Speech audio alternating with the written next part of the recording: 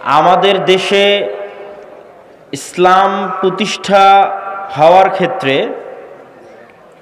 সবচেয়ে বড় যে বাধা, আমি তিনটি বাধাকে বড় বড় হিসেবে ইন্ডিকেট করতে চাই এবং এই তিনটি বাধার উপর আপনাদের সামনে আলোচনা তুলে ধরতে চাই। সেখানে আমাদের নিজেরও অনেক কিছু শিক্ষণীয় আছে।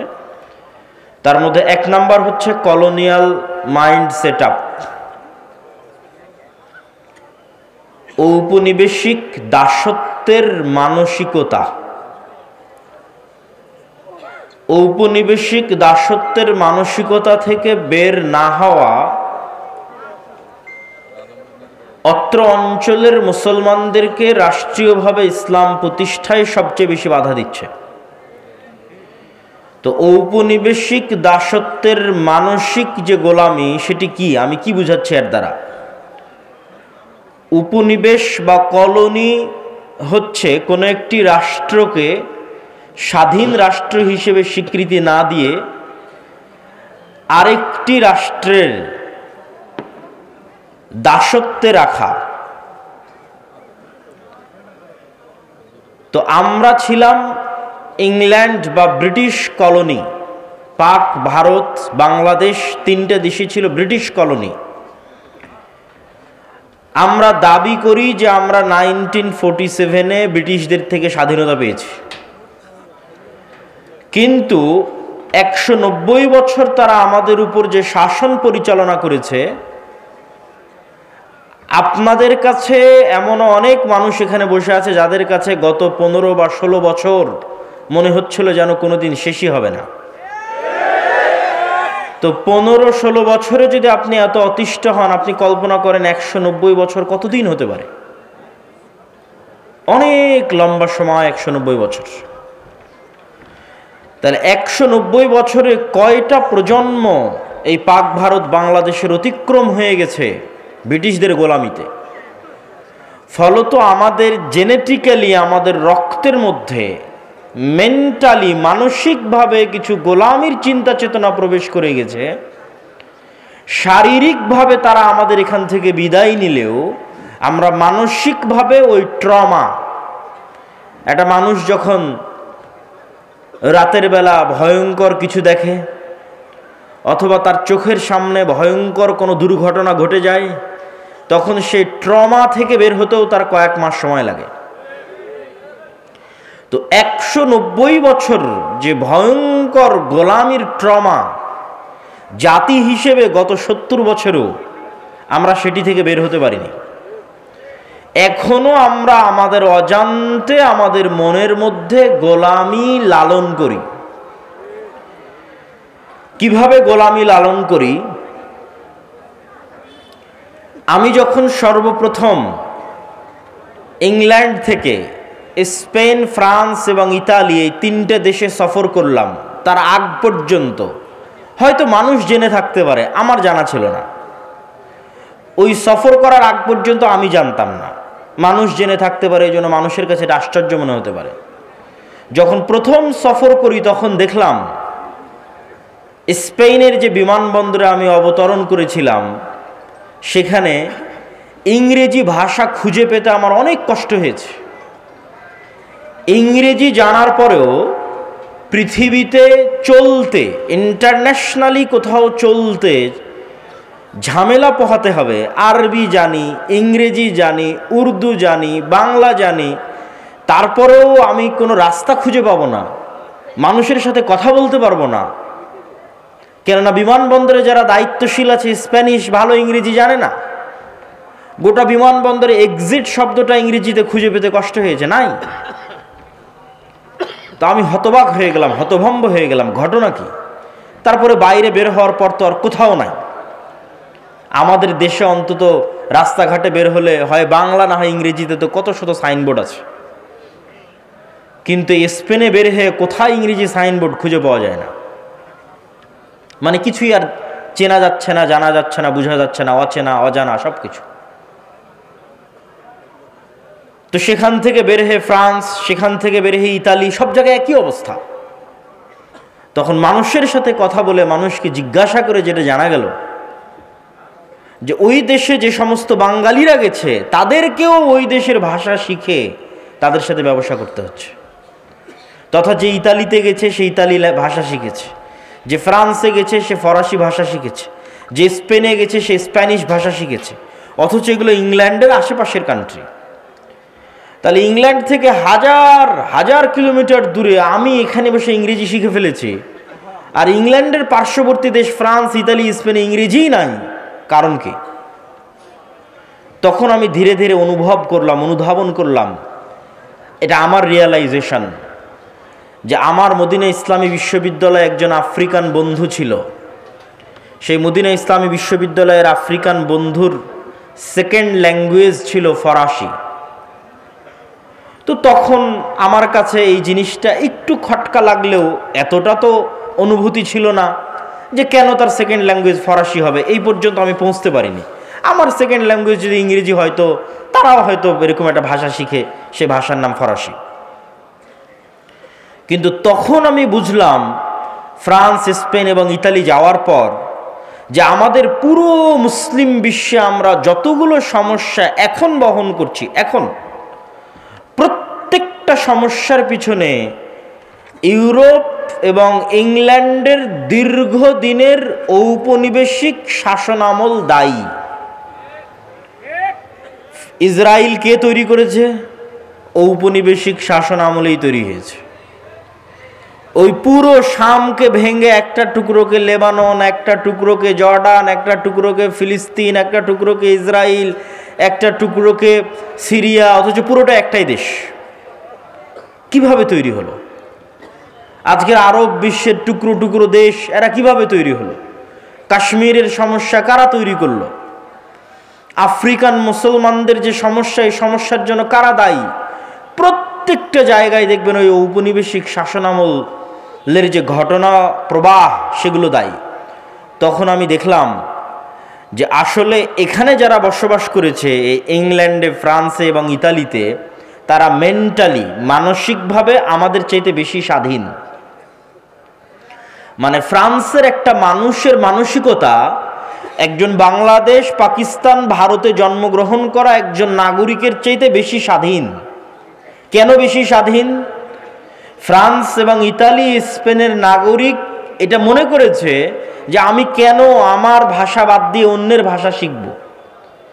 সে কোন লেভেলের উন্নাসিকতা বা কোন লেভেলের অহংকার, আত্ম অহংকার তার মধ্যে আছে, স্বাধীন চেতা মনোভাব তার মধ্যে আছে, যে সে তার পার্শ্ববর্তী দেশের ভাষাটা পর্যন্ত শিখবে না। বলে তুমি যদি আমার সাথে যোগাযোগ করতে চাও, আমার ভাষা শিখে যোগাযোগ করো, না হলে তোমার সাথে আমার যোগাযোগের কোনো প্রয়োজন নাই। আর আমরা তাদের তুলনায় মানসিকভাবে গোলাম। তার মানে আমি এটা বলছি না যে আপনি ইংরেজি ভাষা শিখিয়েন না, এটা বলছি না। আমি জাস্ট উদাহরণ হিসেবে তুলে ধরছি যে আমরা যে কলোনিয়াল মাইন্ডসেটটা বহন করি এখন পর্যন্ত, তার আলামত কি? আপনি যখন একজন মানুষকে দেখেন প্যান্ট শার্ট পরে আছে, তখন তাকে আপনি স্মার্ট মনে করেন। আর যখন কেউ পাঞ্জাবি পায়জামা টুপি পরে আছে, তখন তাকে আনস্মার্ট মনে করেন। এই মাপকাঠিটা আপনাকে তৈরি করে দিল কে? আপনি নিজের অজান্তে তৈরি করে ফেলেছেন। 190 বছর যার গোলামি করেছেন তারা প্যান্ট শার্ট পরতো। ফলত অটোমেটিক আপনার রক্তের মধ্যে মিশে গেছে যে প্যান্ট শার্ট পরলে, স্যার বললে, সে অবশ্যই অন্যদের চাইতে একটু লেভেলে উঁচু। আর যদি প্যান্ট শার্ট না পরে, স্বাভাবিক পাঞ্জাবি পায়জামা বা লুঙ্গি থাকে, তাহলে সে অবশ্যই অন্যদের চাইতে নিচু। এটা আপনি নিজের অজান্তেই মাপকাঠি তৈরি করে ফেলেছেন। এরকম অসংখ্য মানদণ্ড এবং মাপকাঠির মধ্যে আমরা আমাদের জীবনযাপন করি, যেগুলোতে আমরা গোলামি বহন করি। যেমন দাড়ি রাখার বিষয়ে যদি আমি বলি, যে আমরা দাড়ি রাখতে সংকোচ বোধ করি, যে দাড়ি রাখলে মানুষ কি বলবে, আমরা হেজিটেশনে ভুগি। তো এই হেজিটেশনটা আমাদের মধ্যে এসেছে কোথায় থেকে? এই হেজিটেশনটা আমাদের মধ্যে এসেছে মানসিক গোলামি থেকে, কলোনিয়াল মাইন্ড সেটআপ। এটা আমি আরো ভালোভাবে ফিল করলাম, অন্তত দাড়ির বিষয়টা ভালোভাবে ফিল করলাম কিভাবে? লন্ডনে যে ইহুদি পাড়া আছে, ইহুদিরা যে অঞ্চলে বসবাস করে, আমি ইচ্ছাকৃতভাবে দেখার জন্য গেছিলাম। তো 90 জনের বেশি জনের মুখে দাঁড়িয়ে আছে। অথচ ওই লন্ডনে যতজন মুসলমান বসবাস করে তার 90 জনের মুখে দাড়ি নাই। তাহলে ওই লন্ডনে বসবাস করা ইহুদিদের 90 জনের মুখে লম্বা দাড়ি, মুসলমানের নাই কেন? তার মানে মেন্টালি, মানসিকভাবে ইহুদি বেশি স্বাধীন। সে পরোয়া করে না যে আমি দাড়ি রাখলে দুনিয়ার মানুষ কি বলবে। কিন্তু মুসলমান পরোয়া করে যে আমি যদি দাড়ি রাখি তাহলে হয়তো আমাকে আনস্মার্ট লাগতে পারে। কেননা আমি যাদের গোলাম ছিলাম, আমার যারা মনিব ছিল, তারা তো দাড়ি রাখতো না। তো আমি যাদের গোলামি করেছি তারা তো দাড়ি রাখতো না, তো তারাই তো ছিল শাসক। তখন নিজের অজান্তে আমি তাদের অনুকরণ করতে চেয়েছি, এবং এখনো নিজের অজান্তে অনুকরণ করছি, এবং নিজের অজান্তে আমাদের অধঃপতনের জন্য আমাদের দিনকে দায়ী করছি। এই পরের পয়েন্টে আমি আসব। তো এই সমস্ত উদাহরণগুলো প্রমাণ করে যে কলোনিয়াল মাইন্ড সেটআপ ও উপনিবেশিক গোলামির মানসিকতা আমাদেরকে পৃথিবীর অন্যান্য উন্নত জাতি, গোত্র, ধর্মের অনুসারী মানুষদের থেকে মানসিকভাবে পিছিয়ে রেখেছে। আপনি দেখেন, ভারত, বাংলাদেশ, পাকিস্তান তিনটে দেশই একসাথে 1947-এ জন্ম নিল। জওহরলাল নেহরু, গান্ধী, মাওলানা আবুল কালাম আজাদ তারা বললেন আমরা সেকুলার ইন্ডিয়া প্রতিষ্ঠা করব, ধর্ম নিরপেক্ষ ভারত প্রতিষ্ঠা করব। মোহাম্মদ আলী জিন্না, আল্লামা ইকবাল তারা বললেন মুসলমানদের জন্য ভিন্ন রাষ্ট্র লাগবে। তাহলে ভারত প্রতিষ্ঠিত হলো সেকুলারিজমের উপর, পাকিস্তান, বাংলাদেশ প্রতিষ্ঠিত হলো মুসলমানিত্বের উপর। অথচ 70 বছর পর দেখেন আমাদের মানসিক গোলামি, বিশেষ করে মুসলমানদের মানসিক গোলামি কত নিম্ন লেভেলের যে 70 বছর পর আমরা সবচেয়ে বড় সেকুলার হয়ে গেছি। আর 70 বছর পর সেই ভারত তার দিনের উপর সবচেয়ে বেশি কট্টর হয়েছে। যারা ফেসবুক, ইউটিউব, টিকটকে ভারতকে নিয়ে ট্রল করে, আমি তাদের উদ্দেশ্যে বলতে চাই, প্রত্যেক বাংলাদেশি যারা ফেসবুক, ইউটিউব, টুইটারে ভারতকে নিয়ে ট্রল করে, তাদের প্রত্যেকের উদ্দেশ্যে বলতে চাই, ভারতের হিন্দুদের দম আছে, তাই হিন্দু ধর্মের উপর কট্টর হয়ে দেশ চালাচ্ছে। এই মুসলমানের সন্তানেরা, তোমাদের দম কোথায় যে তোমরা বাংলাদেশকে ইসলামের উপর দাঁড় করিয়ে কেন চালাতে পারো না? তাহলে গোলাম কে? গোলাম তোমরা। সে নিজের ভ্রান্ত দিনের উপর কট্টর অবস্থায় দেশ চালাচ্ছে, আর তুমি মিউ মিউ মিউ মিউ করে বলো যে আমি সেকুলার, আমি সেকুলার, আমি সেকুলার। ইসরায়েলের দিকে দেখেন,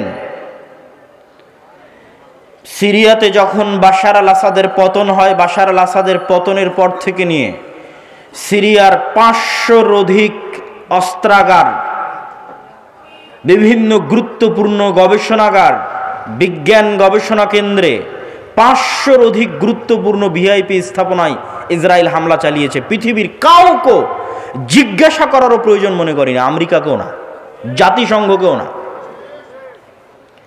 তার মানে ইসরায়েল তার ভ্রান্তির উপরে, ইহুদি ধর্মের কথা আল্লাহ সুবহানাহু ওয়া তাআলা কোরআন মাজিদে বলেছেন অভিশপ্ত ইহুদিদের কথা, কিন্তু তার ভ্রান্তির উপরে সে কট্টর। পরোয়া করে না পৃথিবী কি বলবে, পরোয়া করে না দুনিয়া কি বলবে, পরোয়া করে না তার পাড়া প্রতিবেশীর মানুষ কি বলবে। শুধু তাই নয়, আজকে আমেরিকার যে সামনে যে প্রশাসন আসতেছে, ট্রাম্প প্রশাসন, তারাও কট্টর খ্রিস্টানবাদের দিকে ধাবিত হবে, তার আলামত এখন থেকে স্পষ্ট। ইলন মাস্ক LGBTQ এর বিরোধিতার জন্যই, কেননা তার সন্তান এই ভয়ঙ্কর সমকামিতার শিকার হয়ে নিজেকে ছেলে থেকে মেয়েতে রূপান্তরিত করেছে, এবং ইলন মাস্ক তখনই ঘোষণা দিয়েছে যে আমার ছেলে মারা গেছে, জীবিত আছে কিন্তু সে ঘোষণা দিয়েছে মারা গেছে। তখন থেকে সেই সমস্ত LGBTQ এর কট্টর বিরোধী। এবং তখন থেকে সে ধর্ম প্রচার করতে হবে, ধর্ম শিখাতে হবে, পরিবারকে বাঁচাতে হবে, এটা তার জীবনের লক্ষ্য উদ্দেশ্য। এবং আসছে আমেরিকায় বাইবেল শিক্ষা সিলেবাসের অন্তর্ভুক্ত হবে, ধর্ম শিক্ষা সিলেবাসের অন্তর্ভুক্ত হবে। সম্মানিত উপস্থিতি, কিন্তু মুসলমানদের অবস্থা দেখেন, বাংলাদেশের অবস্থা দেখেন, পাকিস্তানের অবস্থা দেখেন। এরা তৈরি হলো ইসলামের উপর, কিন্তু এরা পৃথিবীর সবচেয়ে বড় সেকুলার।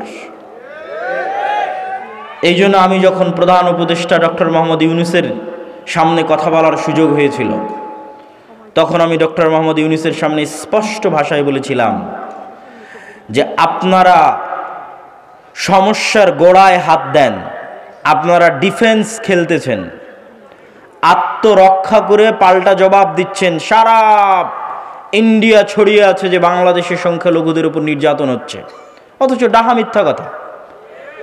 কিন্তু আপনি পাল্টা বারবার বলতে আছেন, না আমার এখানে নির্যাতন হয় না, আমার এখানে তারা এত ভালো আছে, এত সুখে আছে, অমুক আছে তুমুক আছে। এত কিছু বলার তো দরকার নাই, আপনি বরং যেটা রিয়ালিটি, বাস্তবতা, সেটা তুলে ধরেন। বাস্তবতা কি? বাস্তবতা হচ্ছে বাংলাদেশের মাটিতে এখন পর্যন্ত একজন হিন্দু মুসলমানদের কর্তৃক গণপিটুনিতে মারা যায়নি। বাস্তবতা হচ্ছে বাংলাদেশের মাটিতে এখন পর্যন্ত একটি মন্দিরের জায়গাও জোরপূর্বক মন্দিরকে ধ্বংস করে মসজিদ বানানো হয়নি। কিন্তু তার বিপরীতে আরো কঠিন বাস্তবতা হচ্ছে ভারতের মাটিতে প্রত্যেক দিন অহরহ মুসলমানদেরকে মুসলমান হওয়ার কারণে, গরুর গোশত রাখার কারণে গণপিটুনি দিয়ে হত্যা করা হচ্ছে। তার বিপরীতে আরো কঠিন ও কঠোর বাস্তবতা হচ্ছে যে ভারতের যতগুলো পুরাতন মসজিদ আছে, প্রত্যেক মসজিদের পিছনে দাবি করা হচ্ছে এই মসজিদ আগে মন্দির ছিল, অতএব এখানে মসজিদ ভেঙ্গে মন্দির তৈরি করা হোক। তাহলে সংখ্যালঘু নির্যাতন কোথায় হচ্ছে? সংখ্যালঘু নির্যাতন ইন্ডিয়াতে হচ্ছে। তো আপনি যদি বলতে চান বাংলাদেশের অবস্থানকে শক্তিশালী করতে চান, তাহলে বাংলাদেশের সংখ্যালঘুরা তো ভালো আছে, এটা বলারই দরকার নাই। আপনাদের যদি সাহস থাকে, বুকে দম থাকে, তাহলে পৃথিবীবাসীর সামনে, জাতিসংঘের সামনে প্রকাশ্যে উচ্চারণ করেন যে ভারতে সংখ্যালঘুদের নির্যাতন হচ্ছে, সেখানে সংখ্যালঘুদের নিরাপত্তা দরকার, জাতিসংঘের শান্তিরক্ষী বাহিনী ওখানে পাঠানো দরকার মুসলমানদের বাঁচানোর জন্য। সম্মানিত উপস্থিতি, কিন্তু কেন পারছি না? কলোনিয়াল মাইন্ড সেট আপ, ঔপনিবেশিক মানসিক দাসত্ব, যে আমাকে সবসময় ছাড় দিতেই হবে, আমাকে এই পৃথিবীর সবচেয়ে বড় সেকুলার হতে হবে, আরেকজন কট্টর হিন্দু হলে সমস্যা নাই, আরেকজন কট্টর ইহুদি হলে সমস্যা নাই, কিন্তু আমি আমার দিনের উপর কট্টর হতে পারবো না। আমি যদি আমার দিনের উপর কট্টর হই তাহলে আমি সন্ত্রাসী। কিন্তু এই সুযোগ যদি আপনি দেন তাহলে আপনি দুর্বল। আর যদি আপনি বলেন না যে আপনি স্বাধীন হতে চান, তাহলে তাদের মতো কল্পনা করেন, স্বাধীন হতে চাইলে তাদের মতো চিন্তা করেন, ফ্রান্সের নাগরিকের মতো চিন্তা করেন, ইতালির নাগরিকের মতো চিন্তা করেন, ভারতের হিন্দুদের মতো চিন্তা করেন, ইসরায়েলের ইহুদিদের মতো চিন্তা করেন, লন্ডনে বসবাসরত ইহুদিদের মতো চিন্তা করেন। তাদের হুবহু অনুসরণ করতে হবে এটা বলছি না।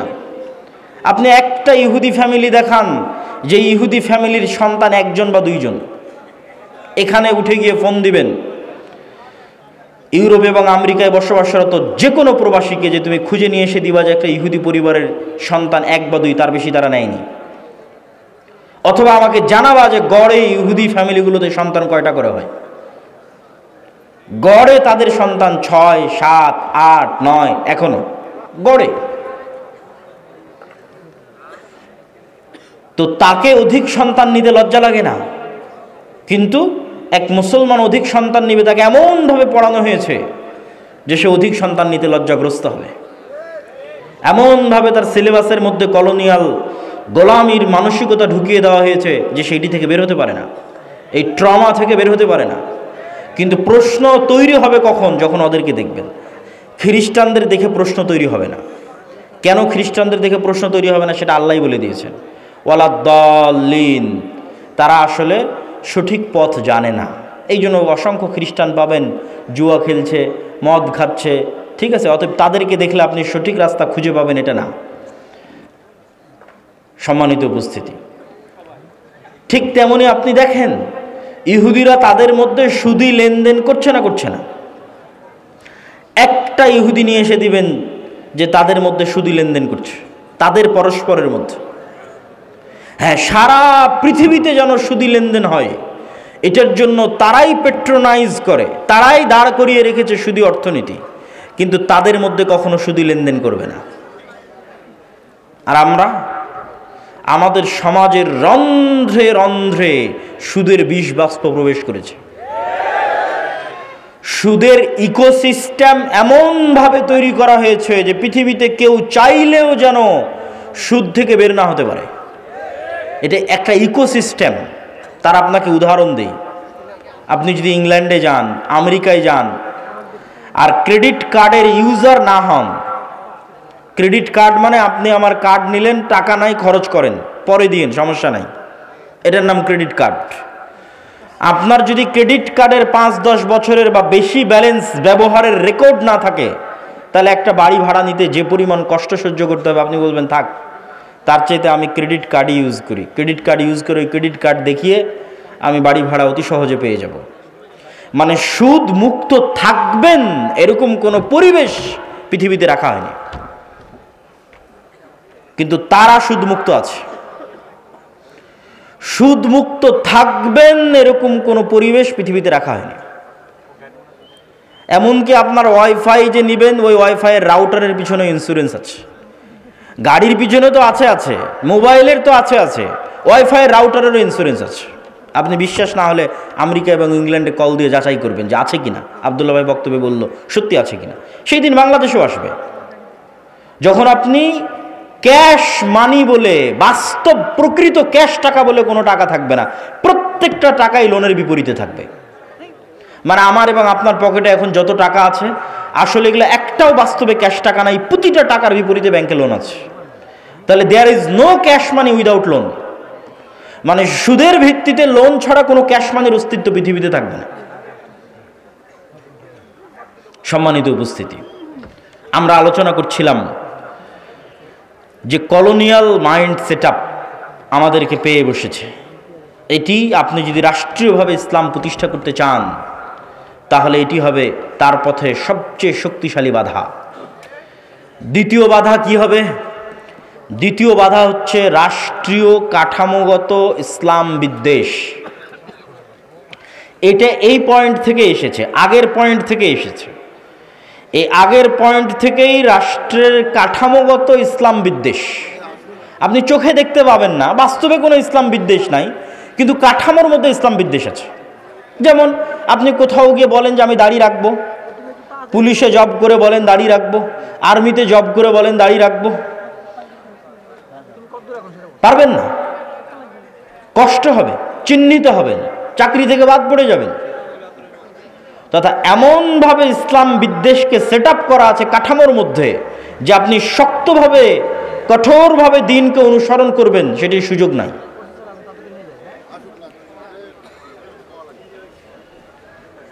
এবং সেটি যে সেই মানসিকতা থেকে এসেছে তার প্রমাণ হচ্ছে আমাদের দেশে যত আইন কানুন আছে, প্রত্যেকটা আইন কানুনের মূল ভিত্তি হচ্ছে ব্রিটিশ ল।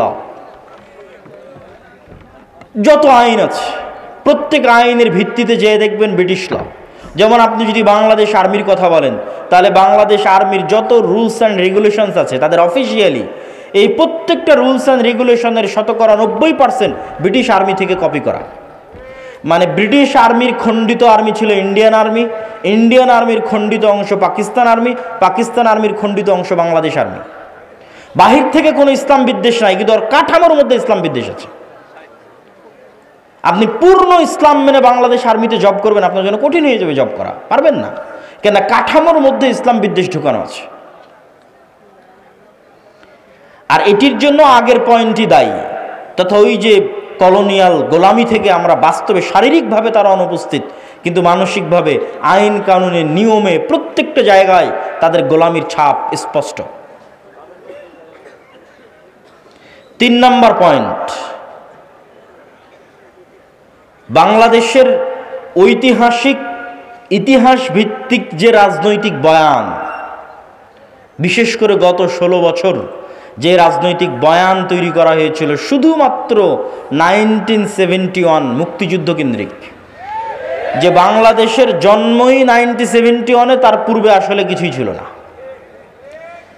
এই ইতিহাস আমি বহু বক্তব্যে তুলে ধরেছি যে আমরা বাংলার মুসলমানেরা শুধুমাত্র এই 50 বছরের জাতি নই, এই পূর্ব বাংলার মুসলমানেরা বা বাংলাদেশের মুসলমানেরা হাজার বছরের ঐতিহাসিক জাতি, এবং ওই ইতিহাসের লিগ্যাসির সাথে আপনাকে কানেক্টেড করতে হবে। এই জন্য দেখবেন যে আমার প্রত্যেকটা বক্তব্যে প্রধান উপদেষ্টার সামনের বক্তব্য আমি উচ্চারণ করেছি 1947, আমি বলেছি 1947, এবং প্রায় সব বক্তব্যে পাবেন। কেন? আপনারা আজকের যেই মানচিত্রের উপর আছেন, এই মানচিত্র কিন্তু 71-এর নয়, এই মানচিত্র 47-এ পাওয়া মানচিত্র। তাহলে মানচিত্রের ইতিহাসকে যদি আপনি অস্বীকার করেন, মানচিত্রের অস্তিত্বকে অস্বীকার করে বসবেন, তাহলে মানচিত্রের ইতিহাসকে অস্বীকার করা, মানচিত্রের অস্তিত্বকে অস্বীকার করা, তাহলে অবশ্যই এই মানচিত্রের ইতিহাসকে আপনাকে স্বীকৃতি দিতে হবে। 47-এর ইতিহাস কিসের ইতিহাস? 190 বছর ব্রিটিশ বিরোধী জিহাদের ইতিহাস, 190 বছর। 1757 সালের 23শে জুন পলাশির আম্রকানন মুর্শিদাবাদে এই বাংলার যে পতন হলো ব্রিটিশদের কাছে, 1757 থেকে 1947, এই দীর্ঘ সময়ের ইতিহাসকে আপনি বাদ দিতে পারেন না।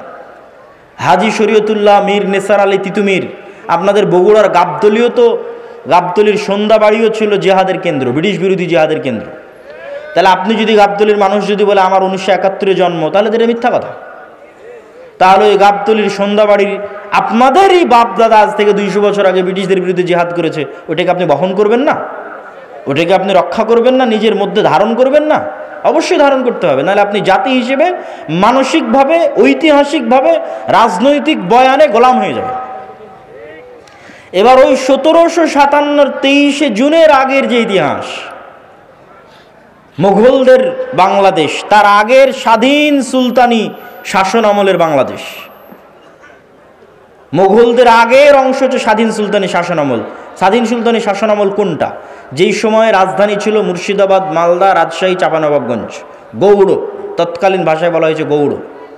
এই জন্য সব পুরাতন মসজিদ দেখবেন ওই বেল্টে প্রচুর পরিমাণে আছে। সোনা মসজিদ আছে, বাঘা মসজিদ আছে, কুসুম্বা মসজিদ আছে, আরও কত অসংখ্য পুরাতন মসজিদ আছে 500 বছর আগের। ওই অঞ্চলগুলো ঘুরতে গেলে দেখতে পাবেন। আর বাংলাদেশ বর্ডার ক্রস করে মালদার গৌড় রোডে প্রবেশ করলে তো আরও শত শত মসজিদ আছে, ছোট আদিনা, বড় আদিনা রাজধানী। আর মুঘলদের রাজধানী হচ্ছে ঢাকা। তাহলে এই দীর্ঘ হাজার বছরের ইতিহাসকে যদি বাদ দেন, জাতি হিসেবে আপনি মৃত্যুবরণ করলেন। আর 1971 বা 1947-এর পরে বাংলাদেশের মানুষকে বারবার বিভক্ত করার চেষ্টা করা হয়েছে। বাংলাদেশের মানুষকে কি দিয়ে বিভক্ত করা হয়েছে?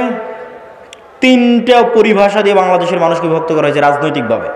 এই রাজনৈতিক বিভক্তি থেকে বের হয়ে আসতে হবে। অন্য আর যে কোনো বিষয়ে রাজনীতি চলতে পারে, কিন্তু এই বিষয়গুলো নিয়ে রাজনীতি করতে দেওয়া যাবে না। এটা হচ্ছে রাজনৈতিক সচেতনতা।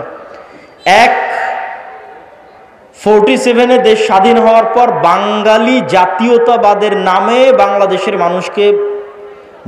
মানুষের মধ্যে বিভেদ তৈরি করা হয়েছে। বলে যে আরে তুমি পরে মুসলিম, আগে বাঙালি। বাঙালি জাতীয়তাবাদকে মহান করা, বাঙালি জাতীয়তাবাদকে মহান করতে গিয়ে পহেলা বৈশাখের কালচার থেকে শুরু করে যত বাঙালি কালচার আছে, সেই কালচারগুলোকে মহান করে যে না আমি বাঙালি। আর এই বাঙালি জাতীয়তাবাদকে ইসলামের বিরুদ্ধে দাঁড় করানো। কিন্তু তারা ভুলে যায় যে এই বাঙালি জাতীয়তাবাদের নামেই 1905 সালে হওয়া বঙ্গভঙ্গ 1911-তে ব্রিটিশ সরকারকে রদ করতে বাধ্য করে কলকাতার দাদাবাবুরা। আর 1911-তে বঙ্গভঙ্গ রদ হয়ে যাওয়ার কারণে 1947 পর্যন্ত এই পূর্ববঙ্গে না কোনো কলকারখানা, না কোনো ব্যবসায়িক প্রতিষ্ঠান, না কোনো স্কুল কলেজ, না কোনো বিশ্ববিদ্যালয়, কিছুই প্রতিষ্ঠিত হয়নি। মানে আপনাদের টাকায়, আপনাদের বাপদাদাদের টাকায় যা কিছু গড়ে উঠেছে সব কলকাতাতে গড়ে উঠেছে। তাহলে পূর্ববঙ্গের মুসলমানেরা যে বৈষম্যের শিকার হলো, সেটা তো তোমার বাঙালি জাতীয়তাবাদের নামেই সেই বৈষম্যের শিকার হলো।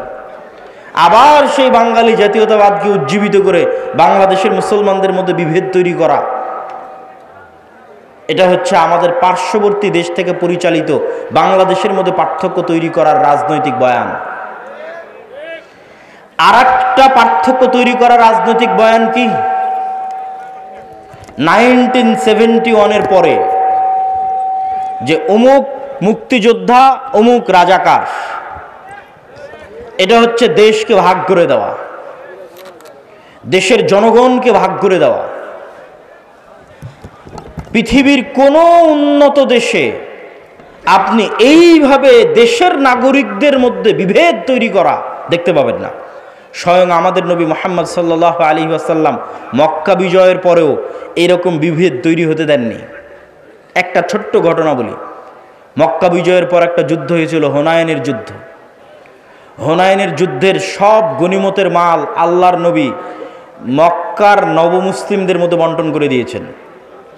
যারা মক্কার এতদিন কাফের ছিল, মুশরিক ছিল, আল্লাহর নবীর বিরুদ্ধে বদরে যুদ্ধ করেছে, উহুদে যুদ্ধ করেছে, খন্দকে যুদ্ধ করেছে, তাদের মধ্যে, তারা আজ মক্কা বিজয়ের সময় মুসলমান হয়ে গেছে, তাদের মধ্যে আল্লাহর নবী হুনাইনের সকল সম্পদ বন্টন করে দিলেন। তো শয়তান ওয়াসওয়াসা দিল মদিনায় চলে যাওয়া মুহাজির আর আনসারদের মধ্যে, ইসলামের জন্য জীবন দিলাম আমরা, যুদ্ধ করলাম আমরা, মানে আপনাদের পরিভাষায় যদি বলি যে আমরা হচ্ছে মুক্তিযোদ্ধা আর সব টাকা পয়সা নিয়ে চলে গেল রাজাকাররা। ওই সময়ের পরিভাষাটা যদি বুঝতে চান যে আমরা মুহাজির এবং আমরা আনসার, আমরা ইসলামের জন্য সকল কিছু করলাম, অথচ আজ হুনাইনের যুদ্ধের সকল গনিমতের মাল আল্লাহর নবী মক্কার এই কাল পরশু যারা মুসলমান হলো মক্কা বিজয়ের সময় তাদের মধ্যে দিয়ে দিলেন। এই কানাঘুষা কিন্তু আল্লাহর নবীর কান পর্যন্ত চলে গেল, কিন্তু রাসূল সাল্লাল্লাহু আলাইহি ওয়াসাল্লাম এই বিভেদ রাখতে দেননি। কেন? তিনি জানেন যে এই বিভেদ এই ভবিষ্যৎ ইসলামী রাষ্ট্রকে ক্ষতিগ্রস্ত করবে। তখন তিনি কি বললেন?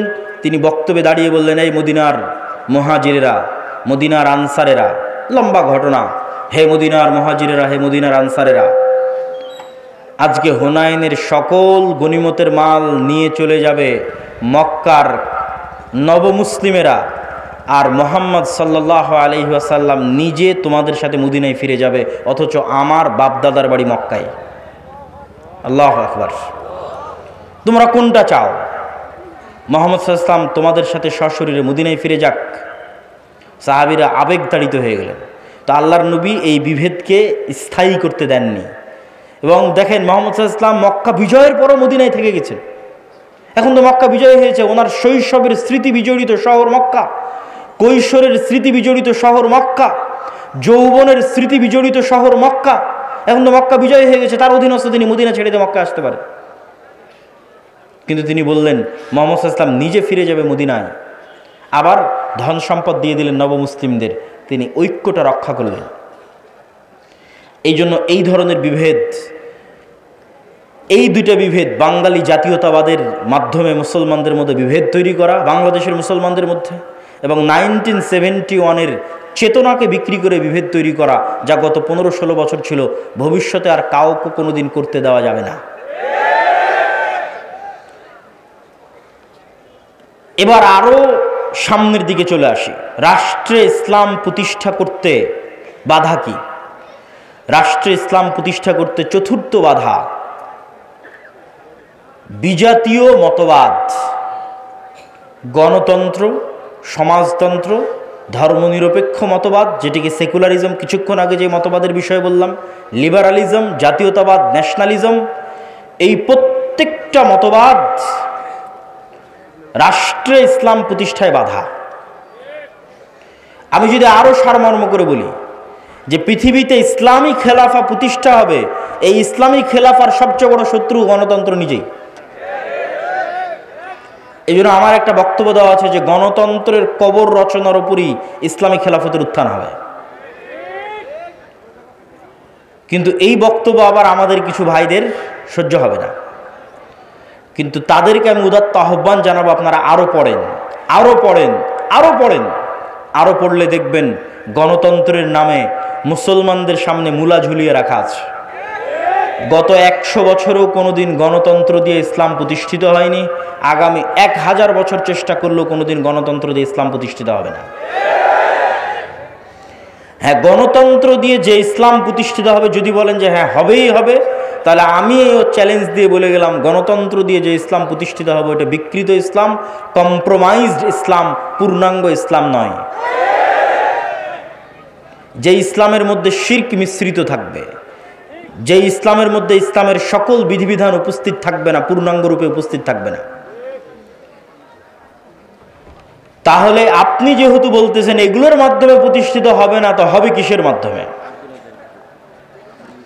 যেটির মাধ্যমে প্রতিষ্ঠিত হবে, আজকে আপনাদের সামনে দুটি বা তিনটি উপায় বলবো, যা প্রায় এই পরের পয়েন্টগুলো প্রায় সব বক্তব্যে আমার বলা আছে এবং আপনাদেরও শোনা উচিত।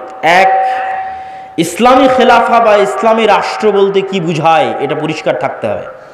ইসলামী খেলাফা বা ইসলামী রাষ্ট্র মানে আজকে এখানে আপনাদের সবাইকে জোরপূর্বক আমি সালাত আদায় করিয়ে দিলাম, জোরপূর্বক আপনাদের মহিলাদের মা বোনদের পর্দা করিয়ে দিলাম, বিষয়টি এমন নয়। ইসলামী খেলাফায় এই জিনিসগুলো থাকবে, কিন্তু ইসলামী খেলাফা মানে এক নম্বরে আপনাদের মধ্যে ন্যায় বিচার প্রতিষ্ঠিত হবে। ঈসা আলাইহিস সালাতু ওয়াস সালামের কথা আল্লাহর নবী বলেছেন, তিনি পৃথিবীতে হাকামান মুকসিতা, ন্যায় বিচারক, শাসক হবেন।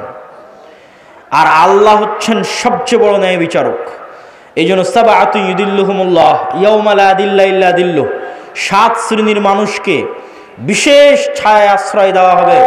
তার এক নম্বরে ইমামুন আদিল, ন্যায় পরায়ণ, ন্যায় বিচারক। তাকে এক নম্বরে আসন দেওয়া হয়েছে, ন্যায় পরায়ণ, ন্যায় বিচারককে। আমাদের মুসলমানদের কাছে এতক্ষণ পর্যন্ত এই আলোচনা আপনাদের কাছে হয়তো মনে হবে আমি কি বলতে চাচ্ছি। আমি যেটি বলতে চাচ্ছি যে রাষ্ট্রে ইসলাম মানে ন্যায় বিচার প্রতিষ্ঠা করা।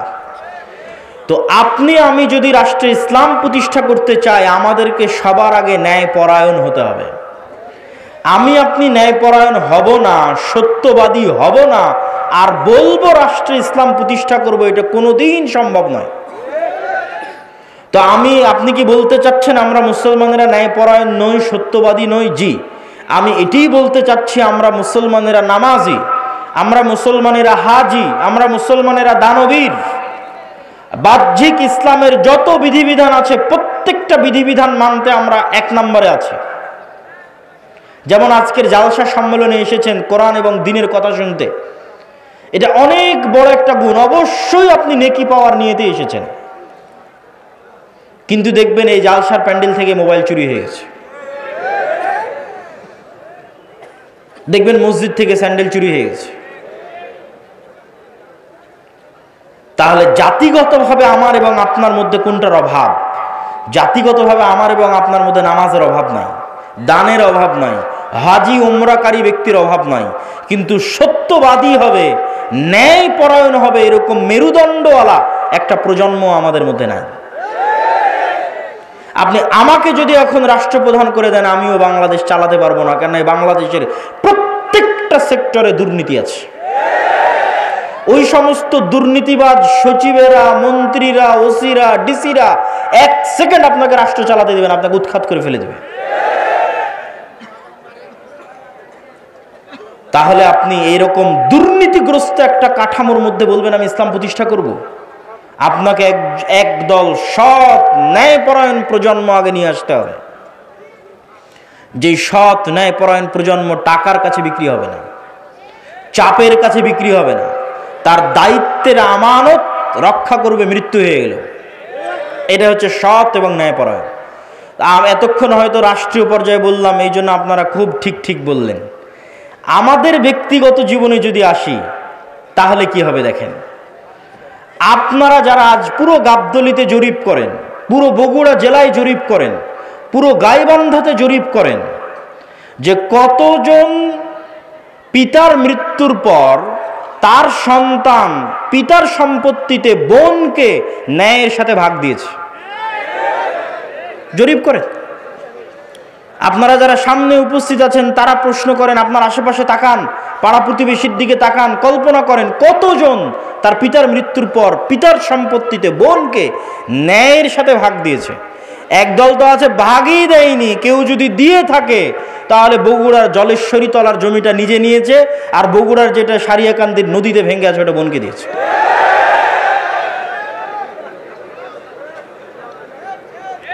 তাহলে আপনি ন্যায়পরায়ণ নন। সত্যবাদী নন, কিন্তু আপনি নামাজি, আপনি হাজি, আপনি উমরাকারী, আপনি দানবীর। তাহলে আপনাকে দিয়ে কখনোই আল্লাহ সুবহানাহু ওয়া তাআলা রাষ্ট্রে ইসলাম প্রতিষ্ঠা করবেন না, কেননা আপনি রাষ্ট্রে ইসলাম প্রতিষ্ঠার যোগ্য নন। রাষ্ট্রে ইসলাম প্রতিষ্ঠা করার 1 নাম্বার শর্তই হচ্ছে আপনাকে ন্যায়পরায়ণ হতে হবে। ন্যায়পরায়ণ না হলে আপনি রাষ্ট্রে ইসলাম প্রতিষ্ঠার যোগ্য নন। কেন? আপনি রাষ্ট্র নেতা হওয়ার যোগ্য নন, দলের নেতা, দেশের নেতা, সমাজের নেতা, কোনো কিছুর নেতা হওয়ার যোগ্য নন। আপনি কিসের যোগ্য? গোলাম হওয়ার যোগ্য। গোলামেরা মিথ্যা বলে, গোলামেরা অন্যায়পরায়ণ হয়। আপনি আরো জরিপ করেন, আপনাদের এই বগুড়া, গাবতলী, গাইবান্ধা অঞ্চলের কতজন মেয়ের বিবাহ যৌতুকের ভিত্তিতে হচ্ছে, আর কতজন মেয়ের বিবাহ যৌতুক ছাড়া হচ্ছে, জরিপ করেন। তাহলে যতগুলো মেয়ের বিবাহ যৌতুকের ভিত্তিতে হচ্ছে, আপনি কি বলেন এটা ন্যায় হচ্ছে না অন্যায় হচ্ছে? অন্যায় হচ্ছে। কিন্তু ওই যৌতুকের বিবাহে যতজন উপস্থিত হচ্ছে, হাজি, নামাজি, ওমরাকারী, দানবীর, হুজুর, কাজী, সবই তো আল্লাহওয়ালা। তাহলে এই সমস্ত আল্লাহওয়ালা হাজি, নামাজি, কাজী যে যৌতুকের ভিত্তিতে বিবাহ দিচ্ছে, উপস্থিত হচ্ছে, দাওয়াতে যাচ্ছে, তাদেরকে দিয়ে আল্লাহ সুবহানাহু ওয়া তাআলা কখনোই রাষ্ট্রে ইসলাম প্রতিষ্ঠা করাবেন না। কেননা সে অন্যায়পরায়ণ। সে যদি আজ যৌতুকের সাথে আপোষ করে, কাল রাষ্ট্র ক্ষমতায় গেলে ও সবচেয়ে বড় দুর্নীতিবাজ হবে। মানে আমাদের মধ্যে যতজন উপস্থিত আছে, যারা বোনকে পিতার সম্পত্তিতে ভাগ দেয়নি, যারা মেয়েকে বিবাহ করেছে যৌতুক এবং ডিমান্ডের ভিত্তিতে, এবং এই ধরনের মানুষের সাথে সম্পৃক্ত, অন্যায়ের সাথে জড়িত আছে, এরা যদি রাষ্ট্র ক্ষমতায় যায় তো গত 16 বছর যা টাকা পাচার হয়েছে এরা তার চেয়ে বেশি করবে। গত 16 বছর যা দুর্নীতি হয়েছে প্রত্যেকটা মুসলমান তার চেয়ে বেশি দুর্নীতি করবে। শুধু সে যায়নি তাই গালি দিচ্ছে যে ও দুর্নীতিবাজ ছিল, এত টাকা পাচার করে নিল, ও গেলে ওও করত।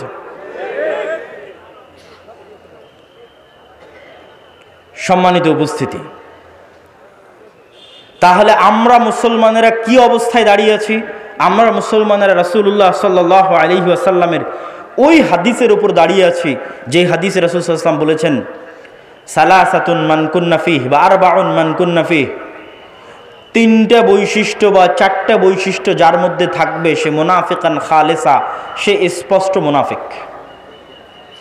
ইদা হাদ্দাসা কাযাবা, যখন কথা বলে মিথ্যা বলে, ওয়া ইদা ওয়াদা আখলাফা, যখন ওয়াদা করে ভঙ্গ করে, ওয়া ইদা তুমিনা খানা, যখন আমানত রাখা হয় তখন সে আমানতের খেয়ানত করে। তো কথা বললে মিথ্যা বলে, ওয়াদা দিলে ভঙ্গ করে, আমানতের খেয়ানত করে, মানে দায়িত্ব দেওয়া হয়েছে দায়িত্বের খেয়ানত করেছে। বাবা মারা গেছে, সম্পত্তি বন্টন করতে হবে, এই কাজটা আপনার কাছে আমানত। আপনি প্রতিষ্ঠানের প্রিন্সিপাল, প্রতিষ্ঠান আপনার কাছে আমানত। আপনি থানার ওসি, থানা আপনার কাছে আমানত। প্রত্যেক দায়িত্বশীলের কাছে তার দায়িত্ব আমানত। তাহলে ওই দায়িত্ব সে পূর্ণাঙ্গ রূপে বাস্তবায়ন না করে কম্প্রোমাইজ করেছে, মানে তারা সব কি হয়ে গেছে বলেন তো? বলেন না কেন, কি হয়ে গেছে? মুনাফিক হয়ে গেছে।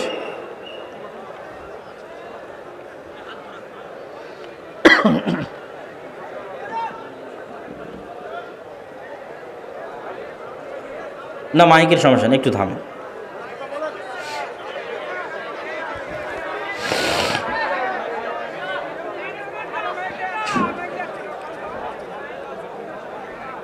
তো ইযা হাদ্দাসা কাযাবা, যখন কথা বলে মিথ্যা বলে, ওয়াদা করে ভঙ্গ করে, আমানত রাখা হলে আমানতের খেয়ানত করে, তাদেরকে আল্লাহর নবী কি বললেন? একটু জোরে বলতে হবে, কি বললেন? মুনাফিক।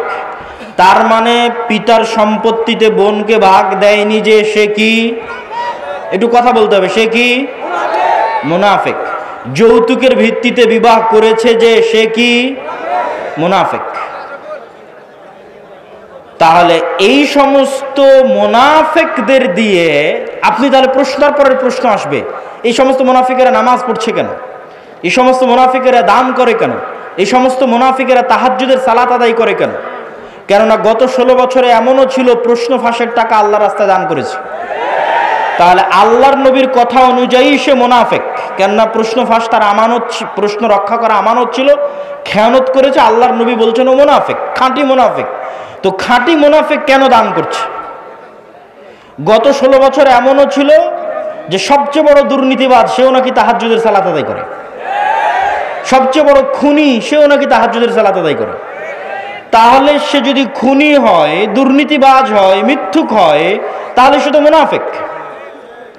শত OC, DC, SP, AC land, sub registrar সারা দিন ঘুষের লেনদেন করতেছে, 24 ঘন্টা ঘুষের লেনদেন করতেছে, তারা তার দায়িত্বে খেয়ানত করতেছে। তো দায়িত্বে খেয়ানত করার কারণে আল্লাহর নবীর ভাষা অনুযায়ী সে কি? মুনাফিক।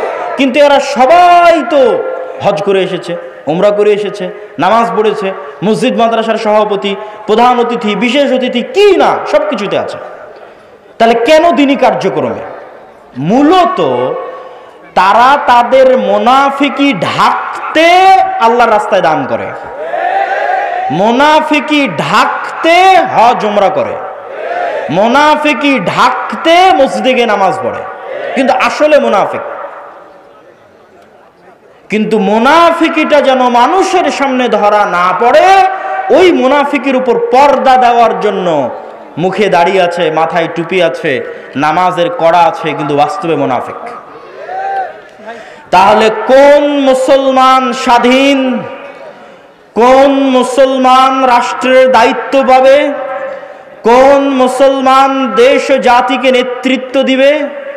যেই মুসলমান এমতো অবস্থায় সালাত আদায় করে যে, এমতো অবস্থায় সালাত আদায় করছে যে ওই অবস্থায় সে মিথ্যুকও নয়, দুর্নীতিবাজও নয়, সত্যবাদী, শতভাগ সত্যবাদী, শতভাগ ন্যায়পরায়ণ, এমতো অবস্থায় সে সালাত আদায় করছে, ওই সালাতের যে ক্ষমতা, ওই সিয়ামের যে পাওয়ার, ওই হজ, ওই ওমরা, ওই দানের যে পাওয়ার, ওই পাওয়ারেও রাষ্ট্র ক্ষমতায় চলে যাবে।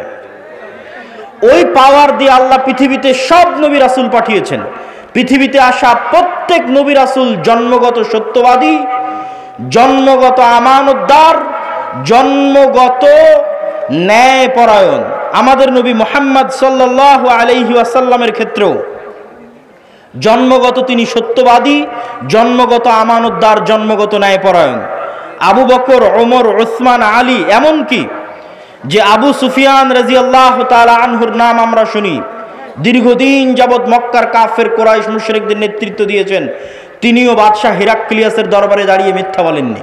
তখন কাফের ছিলেন, মিথ্যা বলেননি। কেননা মিথ্যা তাদের অস্তিত্বের মধ্যে ছিল না। আর আমাদের অস্তিত্বের মধ্যে মুসলমানদের অস্তিত্ব চেক করবেন, ইউরোপ আমেরিকায় যত মুসলমান গেছে তাদের অনেকেই, অধিকাংশই, সবাই নয়, যে দেখেন কোথাও না কোথাও মিথ্যা বলেছে। মিথ্যা বলে সরকারের কাছে অতিরিক্ত ফায়দা নিচ্ছে। মুসলমান কাফেরের কাছে অতিরিক্ত উপকার নিচ্ছে, মুসলমান ইহুদি খ্রিস্টানের কাছে অতিরিক্ত অর্থনৈতিক লাভ নিচ্ছে মিথ্যা বলে। দ্বিতীয় যে কাজটি আমাদের করতে হবে সেটা হচ্ছে সোশ্যাল জাস্টিস।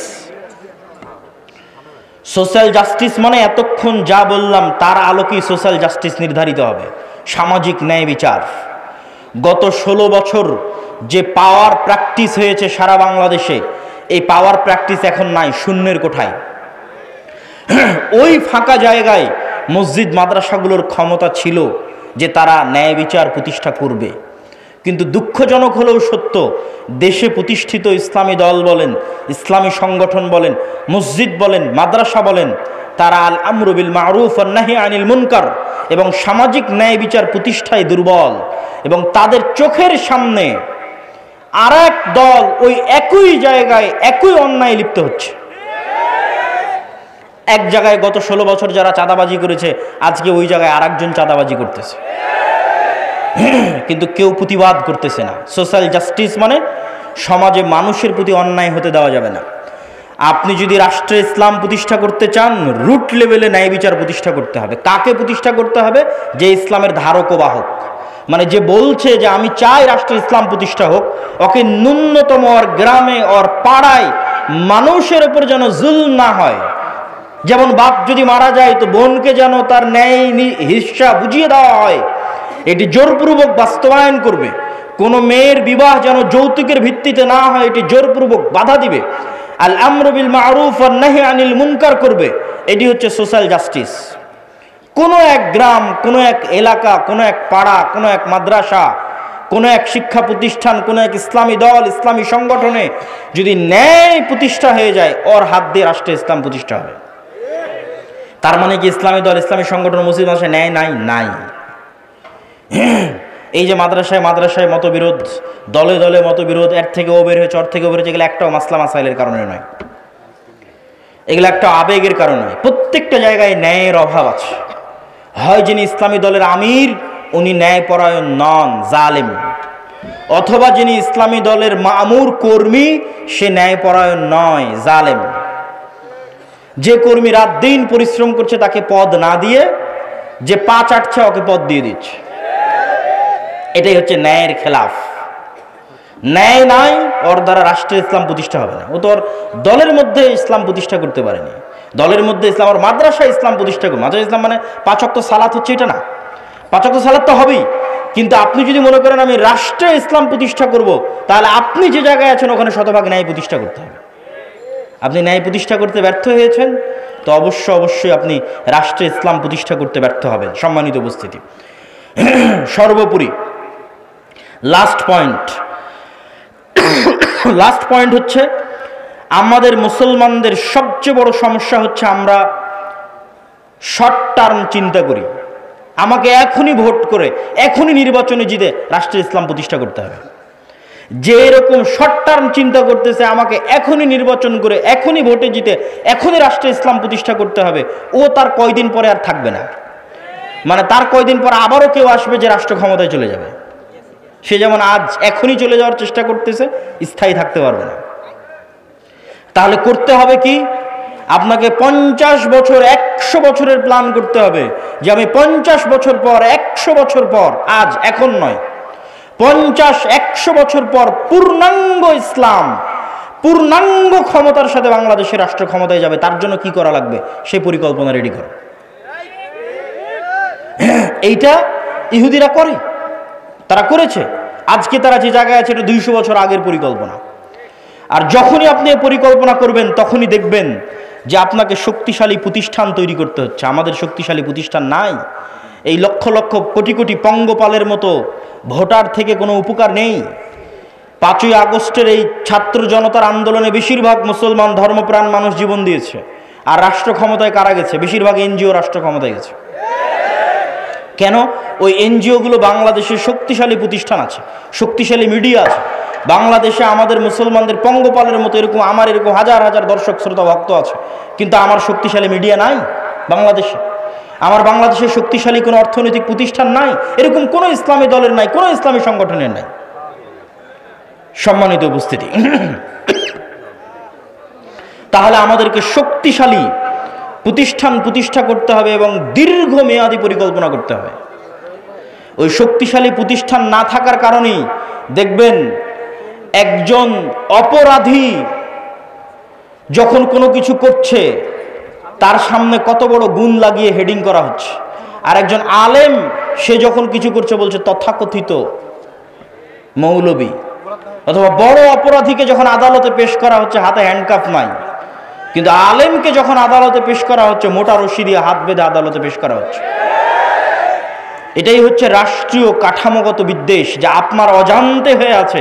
আপনি এটার সাথে ফাইট দিয়ে পারবেন না, ঠিক বলেও পারবেন না। ওটার সাথে ফাইট দিতে হবে শক্তিশালী প্রতিষ্ঠান তৈরি করার মাধ্যমে।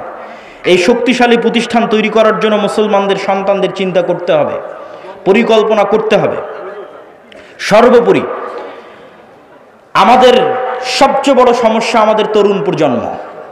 আমাদের তরুণ প্রজন্ম নেশায় ব্যস্ত, মাদকতায় ব্যস্ত, জুয়ায় ব্যস্ত। আর আপনি অন্যদের তরুণ প্রজন্মকে দেখেন তারা কি করছে? তারা প্রোডাক্টিভ, তারা জ্ঞান অর্জন করছে, জ্ঞান বিতরণ করছে, জ্ঞান শিখছে।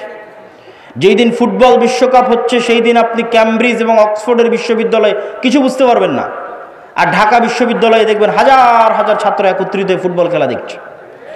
এটাই হচ্ছে আমাদের এবং তাদের মধ্যে পার্থক্য। কেন তারা পৃথিবী শাসন করছে আর আমরা কেন পৃথিবীর গোলাম হয়ে আছি? আমাদের এই প্রোডাক্টিভিটি না থাকা আমাদের সবচেয়ে বড় ব্যর্থতা। সম্মানিত উপস্থিতি, আমি আমার বক্তব্যের শেষের দিকে আপনাদের উদ্দেশ্যে আমার পুরো বক্তব্যের যদি সারমর্ম করি, তাহলে বাংলাদেশে রাষ্ট্রীয়ভাবে ইসলাম প্রতিষ্ঠা করতে সবচেয়ে বড় বাধাগুলোর 1 নম্বর বাধা কলোনিয়াল মাইন্ড সেট আপ, ঔপনিবেশিক গোলামির মানসিকতা। 2 নম্বর বাধা ভুল রাজনৈতিক বয়ান। 3 নম্বর বাধা রাষ্ট্রীয় কাঠামোগত বিদ্বেষ। 4 নম্বর বাধা ব্যক্তিগত জীবনে মুসলমানেরা ন্যায়পরায়ণ নয়, মুসলমানেরা মিথ্যুক, দুর্নীতিবাজ। তাদের দিয়ে আল্লাহ কখনোই রাষ্ট্রে ইসলাম প্রতিষ্ঠা করাবেন না। আগে একদল প্রজন্ম লাগবে যে সত্যবাদী হবে, ন্যায়পরায়ণ হবে। 5 নম্বর, আমাদের শক্তিশালী প্রতিষ্ঠান নাই। হাজার হাজার লক্ষ লক্ষ মানুষ আছে, কিন্তু লক্ষ লক্ষ মানুষের শক্তিশালী প্রতিষ্ঠান নাই। শক্তিশালী প্রতিষ্ঠান লাগবে। 6 নম্বর, সমাজে সোশ্যাল জাস্টিস, ন্যায় বিচার, নিজ নিজ জায়গা থেকে ন্যায় বিচার প্রতিষ্ঠা করতে হবে, নিজ পরিবারে, নিজ সমাজে, নিজ গ্রামে। তাহলে আল্লাহ একদিন দয়াবান হয়ে আমাকে এবং আপনাকে সেই জায়গায় পৌঁছে দিবেন যেই জায়গায় যাওয়ার আমরা যোগ্য। আমাদের বাপদাদারা যেই জায়গায় ছিল, আমাদের পিতৃপুরুষরা যেই জায়গায় ছিল। ইসলামী খেলাফা কাল্পনিক কোনো থিওরি নয়। পৃথিবীতে সবচেয়ে বেশি শান্তি স্থাপনকারী, সবচেয়ে সাকসেসফুল, সবচেয়ে শক্তিশালী অর্থনৈতিক, রাজনৈতিক, রাষ্ট্রীয় কল্যাণমূলক সিস্টেম হচ্ছে ইসলামী খেলাফা। অতএব এটা বাস্তব পরীক্ষিত, সুতরাং সেটিকে নিয়ে আসতে চাইলে। আর 7 নম্বর, যেই সমস্ত তন্ত্রে মন্ত্রের মাধ্যমে আমরা চাচ্ছি যে আমরা যাব, এই তন্ত্র মন্ত্রগুলো, এই মতবাদগুলো জন্মই দেওয়া হয়েছে যেন ইসলাম কখনো রাষ্ট্র ক্ষমতায় যেতে না পারে। অতএব আপনাকে আগে এই সমস্ত তন্ত্র মন্ত্রকে অস্বীকার করতে হবে, এই সমস্ত তন্ত্র মন্ত্রের কাফের হয়ে যেতে হবে। এগুলো সব ইসলাম বিরোধী। তারপরে এইভাবে যেভাবে নবীরা শুরু করেছে সেভাবে শুরু করতে হবে। নবীরা কিভাবে শুরু করেছে? মুসা আলাইহিস সালাতু ওয়াস সালামকে আল্লাহ চাইলে বলতে পারতেন, তোমাকে মুজিজার লাঠি দিলাম, গিয়ে ফেরাউনকে হত্যা করো। এই লাঠি দিয়ে, লাঠির জাদু দিয়ে ফেরাউন মারা যাবে, মুসা আলাইহিস সালাম রাষ্ট্র ক্ষমতা দখল করে নিবে। তা না করে আল্লাহ মুসা আলাইহিস সালামকে বললেন, দাওয়াত দাও। তাও ভদ্র নম্র ভাষায় দাওয়াত দাও। এই দাওয়াত দিতে গিয়ে কি না বিপদে তিনি পড়লেন। কতদিন যাবত এই দাওয়াত দিতে গিয়ে জুলম সহ্য করলেন, অত্যাচার সহ্য করলেন। যে আল্লাহ ইব্রাহিম আলাইহিস সালাতু ওয়াস সালামকে আগুনে পোড়ানো থেকে বাঁচাতে পারেন, সে আল্লাহ চাইলে নমরুদকে তখনই আগুনে পুড়িয়ে দিতে পারেন না? দেননি। সেই নমরুদ কর্তৃক ইব্রাহিম আলাইহিস সালাম মাজলুম হলেন, জুলম সহ্য করলেন, দাওয়াত দিলেন। কিন্তু দাওয়াত দিয়েছেন তারা নিঃস্বার্থভাবে রাষ্ট্রের কেন্দ্রবিন্দুতে, আর আমরা আলেম ওলামারা আজীবন দাওয়াত দিয়েছি স্বার্থে।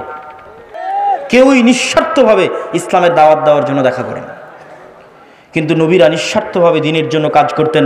আল্লাহ সুবহানাহু ওয়া তাআলা আমাদেরকে উপস্থিত মজলিসে উপস্থিত সকলকে সত্যবাদী, ন্যায়পরায়ণ, নিজ নিজ সন্তানকে সত্যবাদী, মাথা উঁচু করে দাঁড়ানো যেন শিখায়।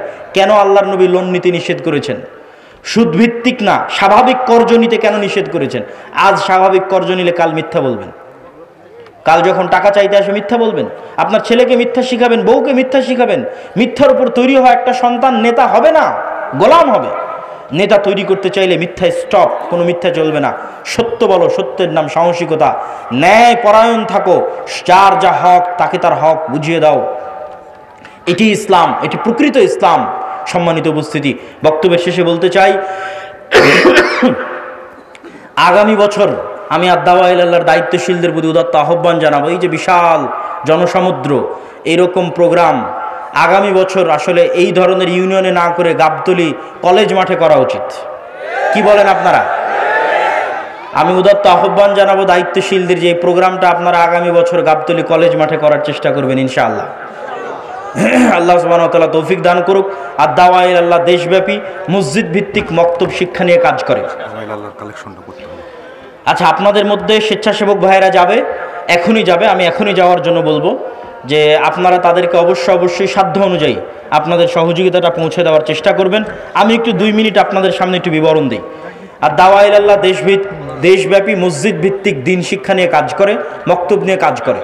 এখন পর্যন্ত 500-র অধিক মসজিদের ইমাম জামিয়া সালাফিয়া ডাঙ্গি পাড়ায় আমাদের খরচে, মানে দাওয়া ইলাল্লাহর খরচে, জামিয়া সালাফিয়ার খরচে গেছে, জামিয়া সালাফিয়ার খরচে এসেছে, জামিয়া সালাফিয়ার খরচে থেকেছে, খেয়েছে এবং প্রশিক্ষণ নিয়েছে।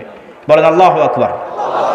সম্পূর্ণ ফ্রি, বিনামূল্যে এমনকি যাতায়াত পাথেয় খরচ সহ 500-র অধিক মসজিদের শিক্ষক, মক্তবের ইমামেরা তারা প্রশিক্ষণ নিয়েছে এবং তাদের মধ্যে জাতীয় মক্তব প্রতিযোগিতা হয়েছে। সেখানে যারা বিজয়ী তারা ওমরায় যাওয়ার জন্য প্রস্তুতি নিচ্ছে। বলেন আল্লাহু আকবার। এই কাজে আপনারা যুক্ত হন। গাবতলীর প্রত্যেক মসজিদকে উদাত্ত আহ্বান জানান, যাও জামিয়া সালাফিয়া ডাঙ্গিপাড়া দাওয়া ইলাল্লাহর মক্তব প্রশিক্ষণ নিয়ে আসো, নিয়ে এসে তাদের সিলেবাস অনুযায়ী আমাদের গ্রামে মক্তব পড়াও। দেখবেন পরের দিন থেকেই আপনার শিক্ষার মান বেড়ে গেছে, বাচ্চারা দ্রুত কোরআন শিখতে পারছে, দিনের মৌলিক জ্ঞান শিখতে পারছে। আপনাদের স্বেচ্ছাসেবকদের যেতে বলেন, যারা সহযোগিতা নিতে চায় এবং আপনারা যারা সহযোগিতা করতে চান, স্বেচ্ছাসেবকদের উদাত্ত আহ্বান জানাবো, আপনারা ভিতরে চলে যান, আমাদের সময় অতি স্বল্প। দ্বিতীয়ত, আল জামিয়া সালাফিয়া আরেকটি নতুন উদ্যোগ নিয়েছে, সেটি হচ্ছে জামিয়া সালাফিয়াতে যে মানসম্মত শিক্ষা ব্যবস্থা আছে। যেমন একটা ছোট্ট উদাহরণ যদি দেই, যে গত 1 বছরে শুধু সৌদি আরবের মদিনা ইসলামী বিশ্ববিদ্যালয় সহ অন্যান্য বিশ্ববিদ্যালয়ের গত 1 বছরে 10-এর অধিক শিক্ষক জামিয়া সালাফিয়াতে এসেছে এবং দার্স দিয়েছে। 10-এর অধিক, যা বাংলাদেশের ইতিহাসে রেকর্ড। তো এইরকম একটি উন্নত শিক্ষা প্রতিষ্ঠান, যেখানে পার্শ্ববর্তী দেশগুলোর শিক্ষকেরা তো আছেই, সেই উন্নত শিক্ষা প্রতিষ্ঠানের শিক্ষার মান অন্যান্য প্রতিষ্ঠানগুলোতে পৌঁছে যাক, এই জন্য আমরা একটা মুআদালা বা অধিভুক্তিকরণ সিস্টেম চালু করেছি। যে কোনো প্রতিষ্ঠান চাইলে আমাদের সাথে যোগাযোগ করে জামিয়া সালাফিয়ার সিলেবাস অনুযায়ী তাদের সিলেবাস পরিচালনা করে আমরা ওই প্রশিক্ষণটাও ফি সাবিলিল্লাহ তাদের শিক্ষককে প্রশিক্ষণ দিয়ে তাদের শিক্ষার মান বাড়িয়ে নিতে চাই। সম্মানিত উপস্থিতি, আগামী 30 ও 31 জানুয়ারি সালাফি কনফারেন্স দিনাজপুর, রংপুর বিভাগের মধ্যে সবচেয়ে বড় শিক্ষা প্রতিষ্ঠান, 4 তলা কমপ্লিট মসজিদের কাজ চলতেছে, প্রায় 20 বিঘা জমির উপর। দেশ ও বিদেশের মেহমানগণ উপস্থিত থাকবেন। আর আগামী 13-14 ফেব্রুয়ারি আল জামিয়া সালাফিয়া রূপগঞ্জ, প্রায় 50 বিঘা জমির উপর যে প্রতিষ্ঠান, সেখানে পাকিস্তান, ভারত, সৌদি আরব এবং বাংলাদেশ 4 দেশের শীর্ষস্থানীয় আলেমগণ উপস্থিত থাকবেন। সালাফি কনফারেন্স, এই সালাফি কনফারেন্সগুলোতে আপনাদের উপস্থিত হওয়ার উদাত্ত আহ্বান জানাচ্ছি। পাশাপাশি মাসিক আল ইতিসাম, মাসিক আল ইতিসামের সম্পাদকীয়গুলো পড়ে দেখবেন। যেমন এই মাসের সম্পাদকীয়তে আছে মুসলিম উম্মার দামেস্ক বিজয়, জেরুজালেম বিজয়ের দ্বার প্রান্তে মুসলিম উম্মাহ। এই যে গুরুত্বপূর্ণ লেখনীগুলো, এবং আজকে আপনাদের শ্রদ্ধেয় শেখ আব্দুর রাজ্জাক বিন ইউসুফ, তিনি এখানে আসার আগে মাগরিব পর্যন্ত ফতোয়া বোর্ডে ছিলেন। জামিয়া সালাফের সিনিয়র সব মুহাদ্দিসেরা, জামিয়া সালাফে বানারস ভারতের সিনিয়র মুহাদ্দিসেরা, তারা সহ আমাদের ফতোয়া বোর্ড পরিচালিত হয়। তো মাসিক আল ইতিসামের ফতোয়াগুলো এরকম জ্ঞানী গুণী উচ্চশিক্ষিত আলেমদের ফতোয়া বোর্ডের মাধ্যমে পাশ হয়ে আসে। এই মাসিক আল ইতিসাম আপনারা নিয়মিত আপনাদের গাবতলীতে আসে, আমি জানি। আপনারা যোগাযোগের ভিত্তিতে নেবেন এবং মানুষের মধ্যে ফ্রি বিতরণের মাধ্যমে দাওয়াতি কাজে অংশগ্রহণ করবেন। সম্মানিত উপস্থিতি, সর্বশেষে আজকের আলোচনায় যে বিষয়গুলো তুলে ধরলাম, এই বিষয়গুলো মেনে চলার এবং আমল করার উদাত্ত আহ্বান জানিয়ে আজকের সংক্ষিপ্ত বক্তব্য এখানেই শেষ করছি। ওয়া আখিরু দাওয়ানা আনিল হামদুলিল্লাহি রাব্বিল আলামিন। আসসালামু আলাইকুম ওয়া রাহমাতুল্লাহি ওয়া বারাকাতুহু। আসসালামু আলাইকুম ওয়া রাহমাতুল্লাহি ওয়া বারাকাতুহু। আলহামদুলিল্লাহ, এতক্ষণ আমাদের মধ্যে আলোচনা করলেন শেখ আব্দুল্লাহ বিন আব্দুর রাজ্জাক। এই মুহূর্তে আমাদের সামনে খুব সংক্ষেপে আলোচনা করবেন আমাদের আজকের প্রধান অতিথি জনাব মোহাম্মদ আব্দুল ওয়াহাব মন্ডল।